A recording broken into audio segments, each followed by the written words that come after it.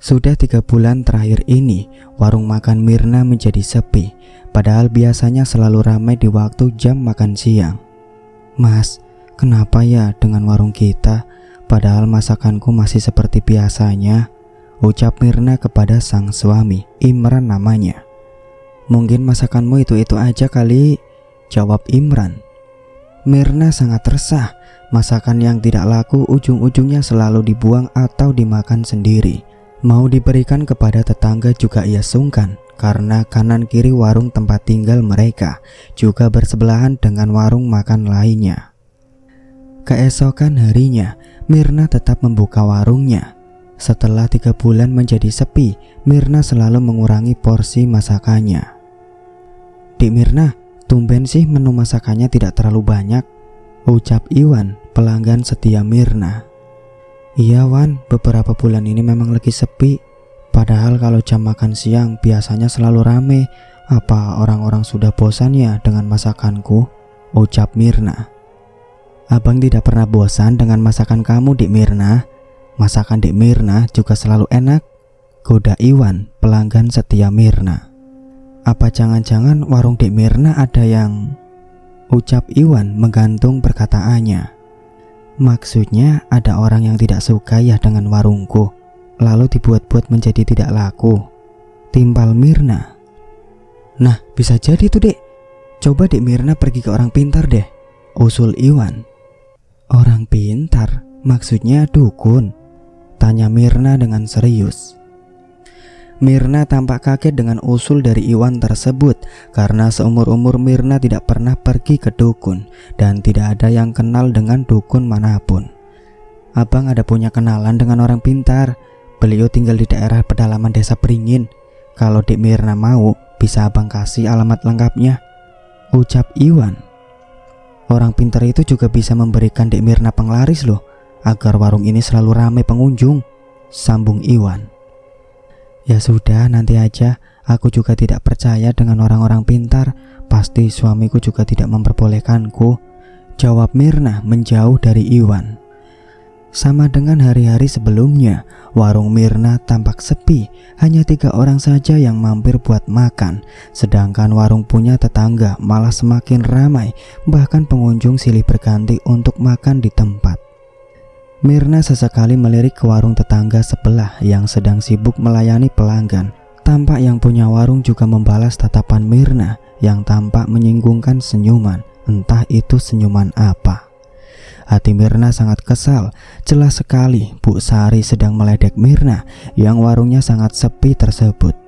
Padahal warung Bu Sari lah yang selalu sepi, tapi akhir-akhir ini warung Mirna yang semakin sepi, maka selalu bertambah pelanggan Bu Sari. Sesekali Mirna memperhatikan dari jauh. Mirna sangat hafal dengan wajah-wajah mereka, yaitu pelanggan yang biasanya makan di warungnya, tiba-tiba makan di tempat Bu Sari. Hari itu Mirna lebih awal menutup warungnya karena sejak tadi siang sudah tidak ada lagi pengunjung. Hanya Iwanlah pelanggan yang terakhir makan. Malam harinya Mirna mengeluhkan kembali kepada suaminya tentang warungnya yang semakin hari semakin sepi.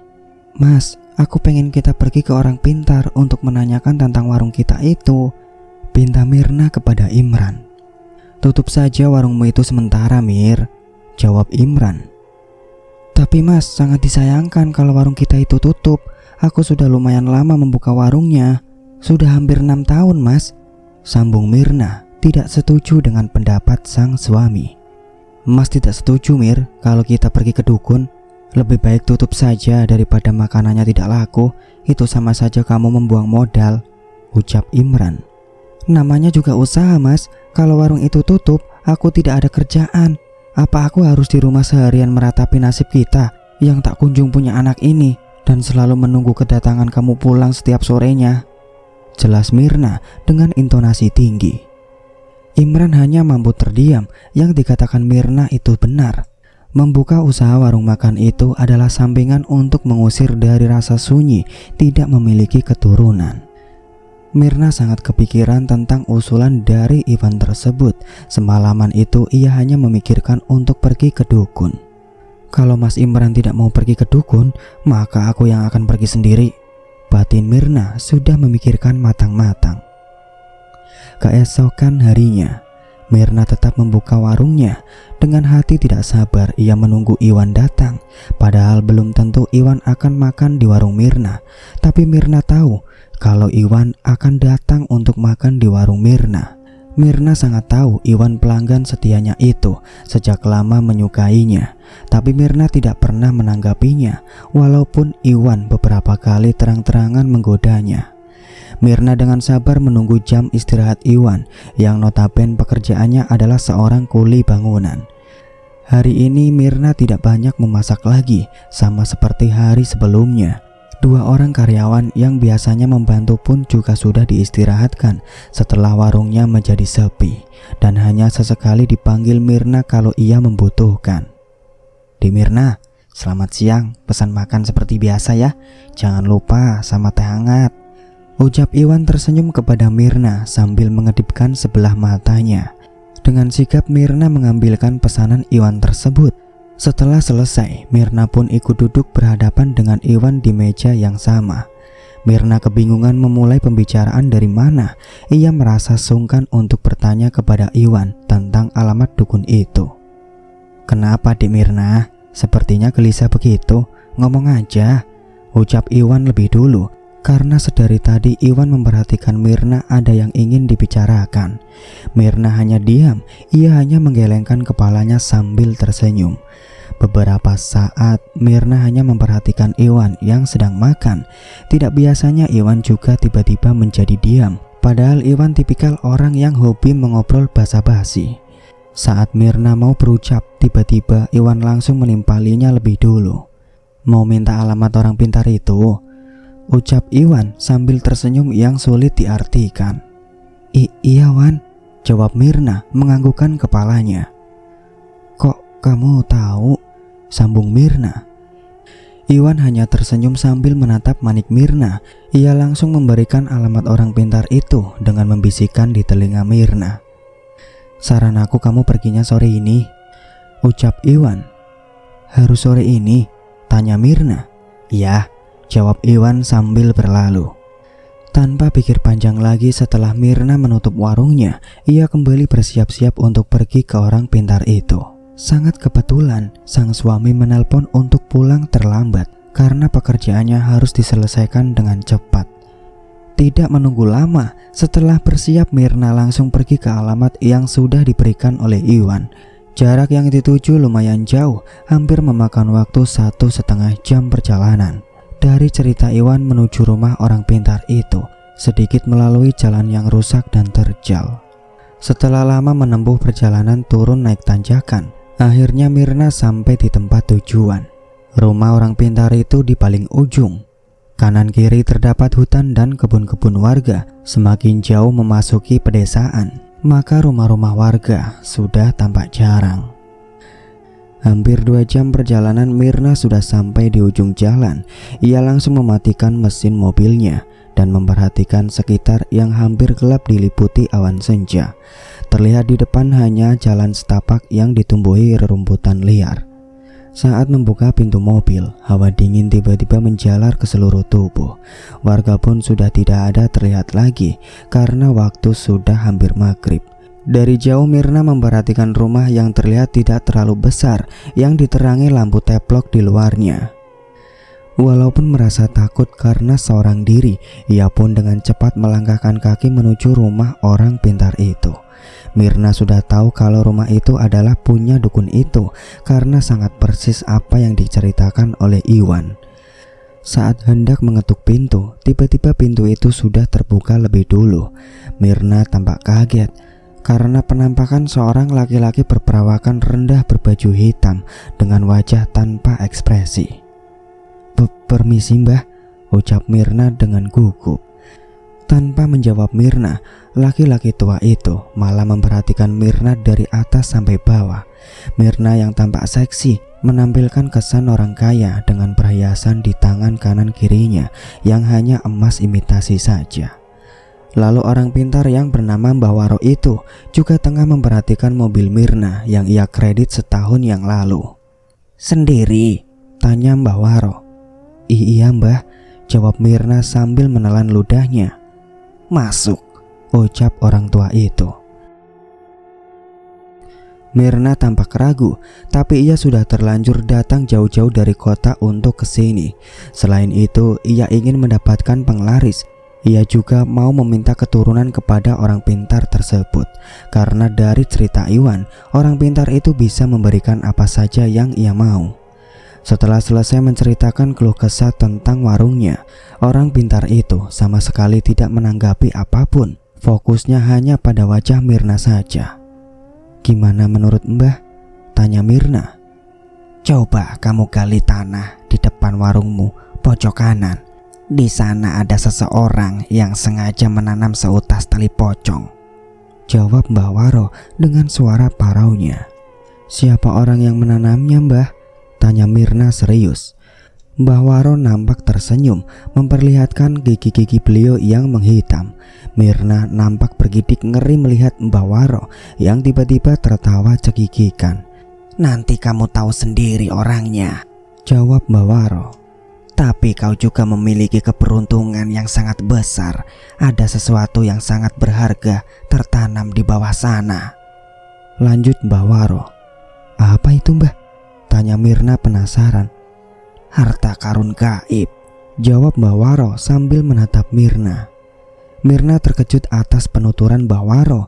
Ia pun tidak menyangka ada harta yang tertanam di depan warungnya. Baginya tidak sia-sia ia mendatangi rumah Mbah Waro jauh-jauh, karena baginya Mbah Waro adalah penyelamat dan keberuntungan baginya. "Terus saya harus bagaimana, Mbah?" tanya Mirna. "Nanti kau ambil dulu tali pocong itu, lalu serahkan lagi ke sini," jawab Mbah Waro. Mirna mengangguk-angguk tanda ia mengerti. Mirna segera ingin berpamitan karena ia tahu hari semakin gelap. "Lalu dengan harta karun itu bagaimana, Mbah? Bisa diambil langsung tidak, Mbah?" tanya Mirna. "Tidak bisa, karena mengambilnya harus pakai syarat," jawab Mbah Waro. "Syarat apa, Mbah?" tanya Mirna penasaran. Mbah Waro tidak menjawabnya, hanya diam saja. "Kalau tali pocong itu sudah diambil, langsunglah bawa ke sini. Sekalian datang bersama suamimu. Kesepakatannya hanya ada di kalian berdua," jelas Mbah Waro. "Kesepakatan?" "Iya, kalau mau harta karun itu, kalian berdua harus sepakat dengan syaratnya," jelas Mbah Waro. Mirna hanya beros saja sambil menganggukkan kepalanya. Mau tidak mau ia harus membawa suaminya ke sini bagaimanapun caranya. Sesekali ia tersenyum tidak sabar ingin memiliki harta karun yang terpendam itu. Dari penjelasan Mbah Waro, harta karun itu tidak sedikit, dan kalau dilihat secara langsung memang tidak kelihatan, hanya memakai mata batin saja. Lalu Mirna berpamitan secepatnya kepada Mbah Waro. Ia melihat jam di pergelangan sudah menunjukkan pukul 6:30. "Saya pamit pulang dulu ya, Mbah," ucap Mirna hendak berdiri. "Kenapa tidak bermalam saja di sini?" tawar Mbah Waro sambil mengelus jenggotnya yang panjang itu. "Tidak usah, Mbah. Mungkin saat ini suami saya sudah menunggu di rumah," jelas Mirna, merasa takut atas tawaran Mbah Waro karena di sana tidak ada siapapun. Mirna nampak takut kalau Mbah Waro berani macam-macam kepadanya. "Memangnya berani pulang sendiri melewati jalan hutan dan kebun-kebun, apalagi di sini rumah warga saling berjauhan," jelas Mbah Waro menakut-nakuti Mirna. "Berani saja, Mbah," jawab Mirna secepatnya, lalu berdiri melangkahkan kaki ke arah pintu. Mbah Waro yang ikut keluar mengantarkan Mirna. Tubuh rentan dan sedikit bungkuk itu sangat menyeramkan ketika berada di kegelapan malam. Suara jangkrik nyaring saling bersautan di semak-semak yang rimbun mengelilingi rumah Mbah Waro. "Kalau takut jangan dipaksa pulang," ucap Mbah Waro sambil menyentuh tangan Mirna. Mirna kaget bukan kepalang, bahkan ia tidak sengaja berteriak. Mbah Waro yang melihat ekspresi Mirna malah tertawa cekikikan. Angin kencang berhembus tiba-tiba, langit yang hitam tidak berbintang, tandanya hujan akan segera turun. Bulu kuduk Mirna meremang dan begidik ngeri, ia takut terjadi apa-apa di jalan. "Saya pamit pulang ya, Mbah, permisi," ucap Mirna, langsung membuka pintu mobil dan langsung menutupnya. Saat sorot lampu mobil Mirna menghadap ke jalan yang gelap, ia melirik ke kanan dan ke kiri jalan. Mirna ingin segera sampai di pedesaan yang terdapat banyak rumah warga agar jantungnya tidak selalu berdegup kencang. Jalanan yang gelap tanpa penerangan. Sesekali Mirna melirik ke cermin untuk memastikan tidak ada yang ikut dengannya di bangku belakang. Sesampainya di rumah, sang suami menunggu Mirna dengan harap-harap cemas karena sejak tadi siang suami mencoba menelpon tetapi ponsel Mirna tidak aktif karena sewaktu di desa sinyal naik turun tidak memadai. "Dari mana aja kamu, Mir?" tanya Imran saat Marni baru tiba keluar dari mobil. "Dari orang pintar itu," desak Imran. "Iya mas, sebaiknya malam ini juga kita berdua menggali tanah di depan warung kita, karena kata orang pintar tersebut memang ada orang yang tidak suka dengan usaha kita," jelas Mirna panjang lebar. "Astaga Mir, kamu percaya dengan dukun itu?" tanya Imran dengan wajah yang marah. Mirna menghiraukan pertanyaan Imran. Ia segera pergi ke gudang mencari cangkul. Lalu Mirna menarik tangan Imran untuk menuju warung yang terletak di depan rumah mereka. Mirna memaksa Imran untuk secepatnya menggali dan terpaksa Imran menuruti permintaan sang istri. Selang beberapa menit dan tidak terlalu dalam, akhirnya mereka berdua menemukan kantong plastik hitam yang berisikan seutas tali pocong. Mirna dan Imran merasa terkejut bersamaan. "Nah kan, benar apa kata orang pintar itu?" ucap Mirna langsung mengambilnya. Imran yang awalnya tidak percaya tentang orang pintar tersebut kini malah ikut percaya karena terperdaya dengan ucapan Mirna. Malam itu mereka langsung ke rumah untuk istirahat. Dalam pikiran masing-masing mereka menerka-nerka siapa pelakunya. Keesokan harinya, "Mas, sore ini cepat pulang ya, ikut aku ke orang pintar itu untuk menyerahkan tali pocong itu," ucap Mirna memohon kepada Imran. Tanpa mengiyakan, Imran hanya menganggukkan kepalanya. Tentu saja Imran mau ikut karena sejak tadi malam Mirna menjelaskan tentang harta karun gaib yang tertanam di tanah warung milik mereka. Hari itu Mirna tidak membuka warung, ia hanya di rumah seharian sambil memikirkan syarat yang akan diajukan oleh Mbak Waro. "Apapun syaratnya, aku harus memiliki harta karun gaib itu," batin Mirna sambil tersenyum. Sore pun tiba, sekitar pukul 5. Mirna dan Imran pergi ke orang pintar itu. Mereka hanya diam saja saat di perjalanan. Sedangkan Mirna tidak hentinya tersenyum memikirkan ia bakal menjadi orang kaya setelah mendapatkan harta karun gaib. Mirna sudah lupa dengan tujuan awal yang hanya ingin bertanya tentang warungnya dan ingin mendapatkan penglaris. "Mas, nanti harus setuju ya dengan persyaratan yang diajukan Mbak Waro, biar kita cepat kaya," ucap Mirna sambil menampakkan wajah sumringahnya. "Tergantung syaratnya apa dulu," jawab Imran. "Ini bener nggak jalannya? Ini kita udah nggak di jalan aspal loh," sambung Imran tampak ragu. "Bener kok mas, jalan aja terus sampai ujung," jawab Mirna. "Berani juga ya kamu, tadi malam pulang sendirian di jalan sepi begini," ucap Imran memecah keheningan malam.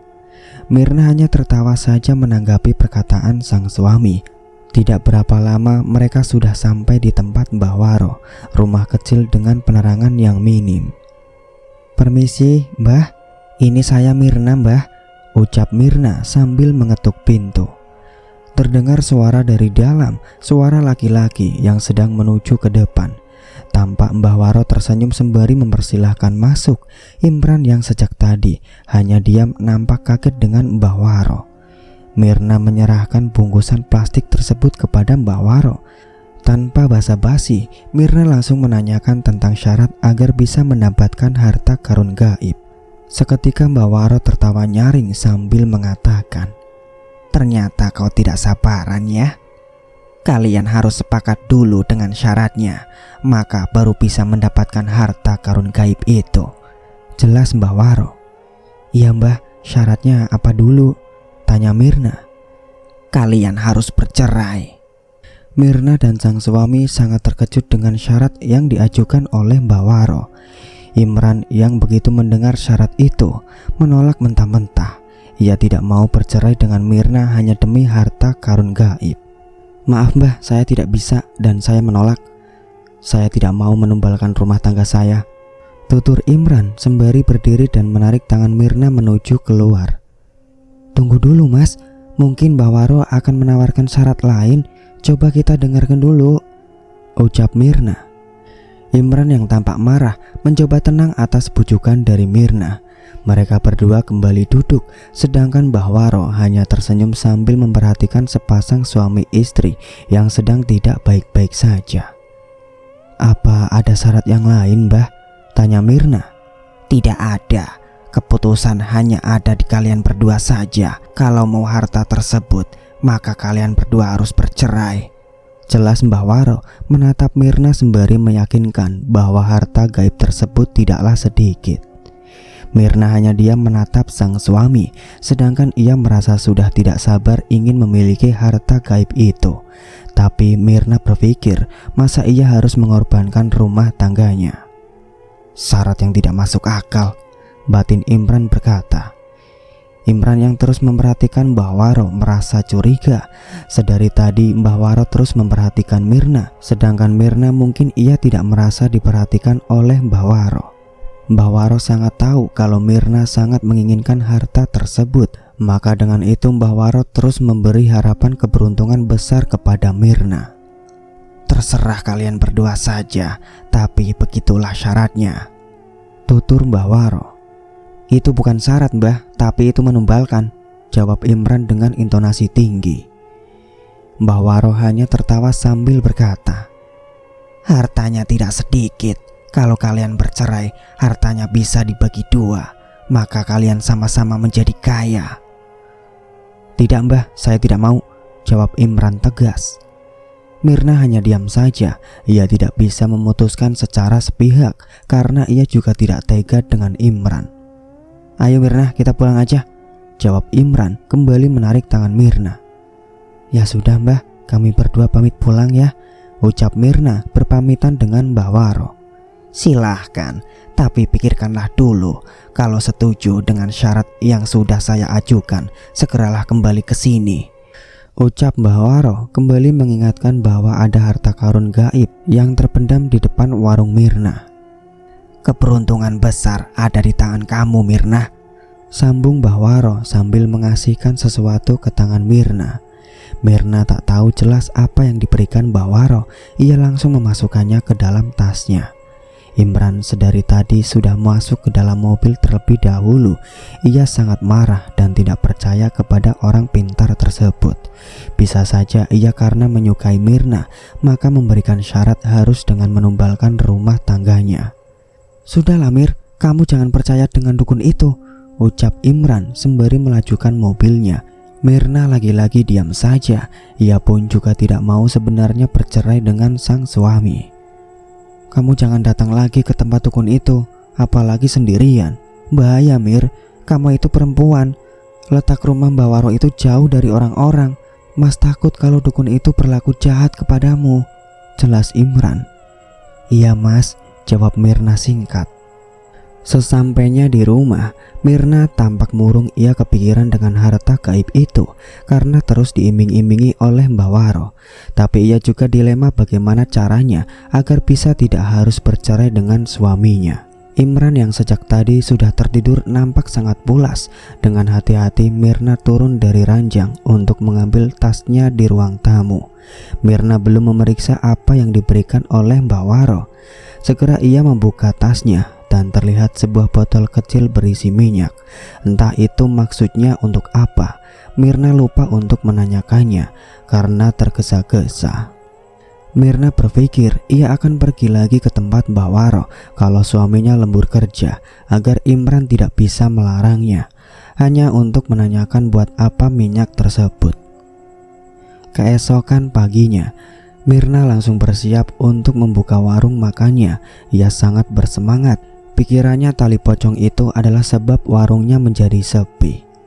Setelah selesai memasak dengan menu yang tidak terlalu banyak karena saran dari Imran, selepas seperginya Imran ke tempat kerja, kembali Mirna berkutat dengan warungnya. Sekitar jam 10 pagi, Mirna sudah rapih menjaga warungnya. Ia sangat berharap hari ini dagangannya laris manis seperti dulu. Hampir waktu duhur, hanya satu pelanggan saja yang sedari tadi makan. Mirna merasa heran, padahal tali pocong itu sudah diambilnya dan dibuang ke tempat Mbah Waro. Lalu Mirna menatap warung Bu Sari yang tampak ramai waktu makan siang. Mirna berpikir bahwa Bu Sarilah yang menanam tali pocong itu. Tapi Mirna menepis semua itu karena di sekitar warungnya memang banyak juga mempunyai usaha warung makan. Dari kejauhan terlihat Iwan sedang berjalan menuju warung Mirna. Tampak Iwan menyunggingkan senyuman kepada Mirna. "Apa kabar, Dik Mirna? Kenapa kemarin warungnya tutup?" tanya Iwan sembari duduk. "Iya, kemarin aku dan Mas Imran pergi," jawab Mirna seenaknya. "Pergi kemana?" tanya Iwan. "Ke tempat orang pintar itu," jawab Mirna seadanya. "Terus bagaimana?" tanya Iwan. Lalu Mirna menceritakan dari awal hingga akhir yang membuat warungnya menjadi sepi. Ia juga menceritakan tentang adanya harta karun gaib yang terpendam di depan warungnya. "Terus syaratnya apa, Dik Mirna?" tanya Iwan. "Syaratnya aku dan Mas Imran harus cerai," jelas Mirna. Iwan nampak terkejut sambil berbatuk-batuk mendengar penuturan Mirna. Tapi setelah Mirna pergi dari hadapan Iwan, nampak Iwan tersenyum aneh sambil berkata, "Bagus sekali." Malam pun kembali tiba. Entah kenapa Mirna sangat gelisah, selalu kepikiran tentang harta gaib itu. Bahkan saat sang suami pulang pun ia hanya menghiraukannya saja. Hari-hari yang dilalui Mirna tampak hambar, selalu dibayang-bayangi dengan syarat yang diajukan Mbah Waro waktu lalu. Minyak yang diterima Mirna masih ada di dalam tasnya. Ia belum sempat untuk kembali mendatangi rumah Mbah Waro karena sang suami selalu pulang cepat. "Mas, aku mau bicara denganmu," ucap Mirna saat sedang di kamar. "Bicara saja," jawab Imran lembut. "Aku mau minta cerai." "Apa-apaan kamu Mirna? Jangan dijadikan alasan ya, hanya demi harta yang tidak pasti itu. Bisa saja dukun itu berbohong," jelas Imran menampakkan kemarahan. Mirna yang sedang kalut karena kepikiran harta dan kepikiran tentang warungnya yang masih saja sepi. Maka ia pun memilih jalan untuk bercerai karena sudah terperdaya oleh Mbah Waro. "Bukan itu Mas, aku merasa hubungan kita tidak bisa dipertahankan lagi dan sudah memasuki pernikahan ke-6. Kita pun belum juga dikaruniai anak," tutur Mirna. Imran hanya diam saja, tapi ia sangat mencintai Mirna. Ia pun sudah menerima Mirna apa adanya. Soal anak bisa saja Tuhan kapanpun waktunya akan memberikan mereka keturunan. "Aku tidak percaya hanya anak alasanmu. Sejak beberapa hari kau kenal dengan dukun itu, kulihat kau juga mulai berubah. Setiap harinya kau hanya membicarakan harta gaib itu yang tidak pasti itu," ucap Imran tak kalah nyaring. "Kamu lihat sendiri kan, warungmu masih sepi saja. Padahal tali pocong itu sudah diambil. Kau itu dibohongi Mirna," sambung Imran sembari meninggalkan Mirna. "Tapi Mas..." "Sudahlah Mirna," sanggah Imran. Mirna hanya berdiam diri di kamar, sedangkan Imran pergi ke ruang tamu untuk menenteramkan emosinya. Keesokan paginya, Mirna selalu melayani Imran menyiapkan makan, tapi kali ini Mirna hanya diam saja. Tidak seperti biasanya yang selalu membicarakan tentang warungnya ataupun harta gaib. "Jangan diam saja Mirna. Aku hanya memintamu untuk selalu bersamaku dan jangan lagi meminta aku untuk menceraikanmu," ucap Imran sembari mencium pucuk kepala Mirna sebelum pergi bekerja. "Sebaiknya kamu istirahat saja hari ini, tak perlu membuka warung," sambung Imran. Mirna mengembuskan nafas beratnya. Ia pun merasa capek selalu memikirkan usaha dan harta gaib itu. Mirna memang tidak membuka warung hari ini karena ia pun merasa malas harus melihat warung-warung punya tetangga terus ramai pengunjung. Pagi itu, Mirna berinisiatif untuk pergi keluar untuk membeli bahan pokok di toko sembako. Setelah selesai berbelanja di toko sembako, Mirna langsung pulang. Tapi baru saja melangkahkan kaki keluar, tiba-tiba ia bertemu dengan Bu Sari. Mbak Mirna, habis belanja juga ya? Sapa Bu Sari sambil basa-basi. Iya Bu, jawab Mirna seenaknya. Mbak Mirna, kenapa warungnya sering tutup sih? Tanya Bu Sari. Hanya malas saja Bu untuk buka, jawab Mirna malas untuk menanggapinya. Oh begitu ya, jawab Bu Sari tersenyum. Ya sudah Bu, saya duluan ya, sambung Mirna secepatnya berlalu meninggalkan Bu Sari yang suka penasaran. Mirna sangat merasa ia sedang diledek oleh Bu Sari karena Bu Sari jelas tahu alasannya kenapa ia sering tutup.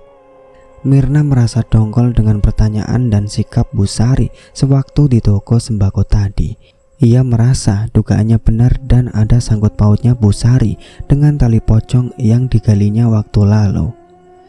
Malam harinya, Mirna masih mendiamkan sang suami. Ia merasa kesal kepada Imran karena permintaannya kemarin malah ditolak mentah-mentah. Dari hati Mirna yang paling dalam entah mengapa, ia merasa perceraian ini adalah waktunya. Kalau ia bercerai dengan Imran, ia bisa sendiri membuka usaha dan Mirna sudah merasa bisa hidup tanpa Imran. Apalagi sekarang ia merasa terjamin kalau sudah bercerai maka ia akan mendapatkan rezeki yang sangat besar. Mas, aku mau sewa tempat usaha buat buka warung makan lagi, pinta Mirna. Terus warung di depan itu buat apa? Kan juga luas itu tempatnya, jawab Imran. Aku gak mau tetanggaan dengan warung Bu Sari mas, jelas Mirna. Memangnya kenapa? Bu Sari itu baik orangnya kok, jawab Imran. Kamu itu tidak perlu lagi percaya dengan dukun itu. Dimanapun letak warungmu, kalau rezekinya sudah ditentukan, ya segitu-segitu aja takarannya Mirna, jelas Imran yang tidak setuju dengan usul Mirna yang menginginkan menyewa tempat untuk membuka usahanya kembali. Kamu tahu kan Mirna, kita ini masih banyak cicilan. Mobil dan rumah yang kita tempati ini saja belum lunas, terang Imran menampakkan muka marahnya. Rumah ini saja sangat menjadi beban pikiran Imran. Lalu Mirna malah meminta dibelikan mobil yang sebulannya lumayan tinggi. Dan lagi-lagi Mirna kembali meminta disewakan tempat warung makan. Sangat membuat Imran kesal sekali. Iya mas, tapi niat aku ini baik. Aku meminta disewakan untuk membuka usaha agar bisa membantu kamu mencari nafkah, terang Mirna. Kan biasanya aku juga yang bantuin menambah bayar cicilan rumah dan mobil, sambung Mirna menatap sinis Imran. Imran lantas tersinggung atas penuturan Mirna tersebut. Tidak terasa Imran menggenggam tangannya dan memukulnya ke dinding. Seharian ini ia hanya uring-uringan di kamar. Imran pun dicuekin olehnya. Ia menghiraukan kembali suaminya karena menghindari untuk berdebat. Hai Dek Mirna, sapa Iwan saat melihat Mirna sedang menyiram tanaman di depan rumahnya. Iwan, kok rapi banget, datang dari mana? Tanya Mirna. Datang dari rumah Mbak Waro, jawab Iwan sambil tertawa. Ngapain? Minta tolong, ingin dijodohkan dengan seseorang, jawab Iwan. Terus bagaimana? Tanya Mirna penasaran. Tidak lama lagi jadi milikku, jawab Imran dingin sambil berlalu. Mirna merasa tidak enak dengan Iwan. Ia merasa raut wajah Imran berubah menjadi dingin, lalu langsung pergi. Padahal menurut Mirna, ia rasa tidak ada salahnya bicara. Iwan pun sering curhat kepadanya, dan Mirna pun juga tidak segan untuk bercerita tentang rumah tangganya dengan Imran yang tampak sangat bahagia. Mirna, Mas pulang telat hari ini, kamu makan dulu saja ya. Sebuah pesan masuk dari Imran. Iya mas, balas Mirna. Seketika Mirna tersenyum mendapatkan pesan dari suaminya. Bukan hal perhatian, tapi ia berencana sore ini pergi menemui Mbak Waro. Pikirnya ia hanya sebentar saja, mungkin suaminya tidak akan pulang lebih dulu nanti dari Mirna. Sudah lama Mirna tidak bertemu dengan Mbak Waro, dan sudah jauh-jauh hari ingin sekali menemui orang pintar itu untuk menanyakan buat apa minyak yang dimasukkan ke dalam botol kecil. Ia tidak tahu minyak tersebut untuk apa gunanya. Lalu Mirna langsung bersiap berangkat untuk pergi ke kediaman Mbah Waro. Mobil Mirna melaju dengan kecepatan tinggi. Ia terlihat tergesa-gesa karena takut ketahuan sang suami, karena sudah ingkar janji tidak akan pernah menemui orang pintar itu lagi. Sesampainya di rumah Mbah Waro, langsung Mirna turun dari mobil dan mengetuk pintu rumah milik Mbah Waro. Tok tok tok. Permisi Mbah, ini saya Mirna, panggil Mirna sembari mengetuk pintu Mbah Waro. Mbah Waro yang tidak terlalu tinggi dan sedikit bungkuk segera mungkin ia membuka pintu. Suamimu mana? Tanya Mbah Waro. Tidak ikut Mbah, jawab Mirna. Terus mau apa kamu kesini? Saya mau menanyakan tentang botol berisi minyak ini Mbah. Saya lupa kemarin menanyakannya, jelas Mirna sambil memperlihatkan botol kecil itu. Kemarin bukannya kau meminta penglaris usaha dan itulah penglarisnya, jawab Mbah Waro. Oh gitu ya Mbah. Terus cara penggunaannya gimana Mbah? Minyak itu disimpan biasa saja, tapi harus diletakkan di tempat penyimpanan uang di warungmu itu, jelas Mbah Waro. Oh iya Mbah, jawab Mirna menganggukkan kepalanya tanda mengerti. Ini yakin tidak mau harta gaib itu? Tanya Mbah Waro. Sebenarnya aku mau Mbah, tapi syaratnya terlalu berat. Suami saya tidak setuju, jawab Mirna. Kau sendiri setuju tidak? Tanya Mbah Waro. Mirna diam saja. Ia sebenarnya ingin mengatakan kalau masih cinta, tapi tiba-tiba lidahnya menjadi keluh, seperti tidak merespon untuk menjawab. Kalau kau sudah tidak cinta, jangan dipaksakan. Lebih baik kau ceraikan saja, tutur Mbah Waro. Terlihat sangat jelas dari auramu, kau menunjukkan keterpaksaan menjalani rumah tangga dengan suamimu, hanya tidak tega dengan pasanganmu, lalu kau malah menyakiti dirimu sendiri, sambung Mbah Waro. Entah kenapa Mirna terus saja diam, tidak bisa berkata sepatah kata pun. Hanya Mbah Waro lah yang tidak hentinya berbicara, menerka-nerka tentang perasaannya. Tapi memang ada benarnya juga, kata Mbah Waro. Sepertinya memang tidak cinta lagi, melainkan ia hanya bertahan karena tidak tega dengan Irama. Betul juga kata Mbah Waro, batin Mirna. Mbah Waro seperti sengaja memberikan ucapan-ucapan yang melontarkan bahwa Mirna tidak mencintai Imran lagi. Kau merasa tidak dengan perubahan sikap Imran? Sepertinya akhir-akhir ini ia sering memarahimu, bukan? Terka Mbah Waro. Iya Mbah, jawab Mirna singkat. Itu menunjukkan bahwa Imran pun juga mulai bosan denganmu. Ia bertahan hanya kasihan karena kau sekarang tidak memiliki siapapun. Anak juga tidak punya, tutur Mbah Waro menjelek-jelekan Imran. Tiba-tiba Mirna merasa ada hantaman keras di dadanya saat Mbah Waro mengatakan Imran hanya kasihan karena Mirna tidak memiliki siapapun, bahkan anak sekalipun. Kalian ada periksa sebelumnya ke rumah sakit tentang kesehatan kalian berdua? Tanya Mbah Waro. Sudah Mbah, tapi kami berdua sehat-sehat saja. Tidak ada masalah di antara kami. Yang terlambat mempunyai keturunan, jawab Mirna jujur, karena memang benar Mirna dan Imran tidak ada masalah kesehatan reproduksi di antara mereka. Hanya masalah waktu saja yang belum tepat saatnya memiliki keturunan. Sebenarnya masalahnya ada di suami kamu, ucap Mbah Waro. Mirna tampak kaget, matanya melotot tidak percaya. Ternyata masalahnya ada di sang suami. Benar begitu Mbah? Tanya Mirna serius. Mbah Waro menganggukkan kepalanya tanda mengiyakan.